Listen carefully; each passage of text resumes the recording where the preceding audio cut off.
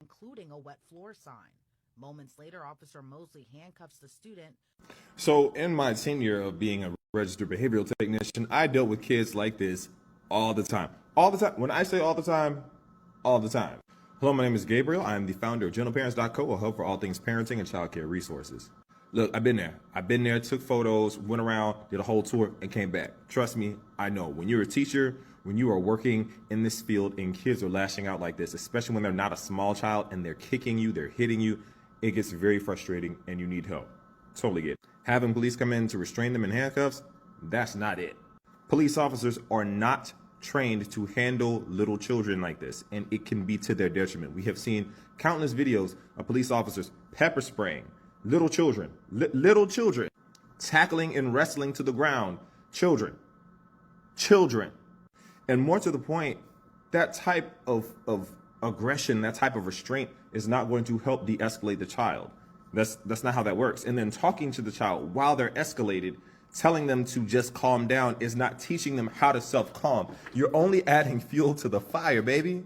And I guarantee you this child has had a history of acting out like this. They know. That's why the teachers had those things that they were holding, those shields. That's because this has happened before.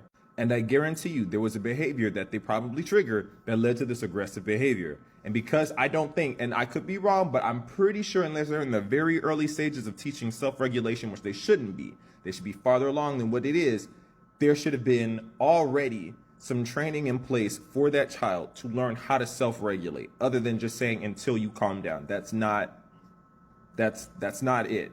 And legally, the goal is to be least restrictive as possible. There are so many different types of training that you can get. I'm not going to tell y'all specifically what to do because y'all don't need to be putting yourselves in that kind of liability. You need to be trained by a certified professional. But there are a lot of different types of restraining training that you can get, that you can restrain a child without causing harm to yourself or to anybody else, and it's not as restrictive as putting a child in handcuffs. And putting cuffs up farther up the arm is not going to make it any better. The whole goal, an ounce of prevention is worth a pound of cure, baby. Y'all got to learn how to start teaching these kids very early on, very early on, how to self-regulate. Teach them how to self-calm. And then recognize their triggers and teach them how to cope or how to amend or how to respond to that stimuli in the environment. Otherwise, you're going to keep seeing behaviors like this. It is what it is. And I know I'm going to have people in the comments, it's not fair to teachers. Teachers go through all it. Baby, I'm a teacher. I'm a middle school teacher. I have been through all of it. There are resources and there are things that you can do to help. Calling the police on a child ain't it. Also, do me a favor. Go get my book. Link is in the bio.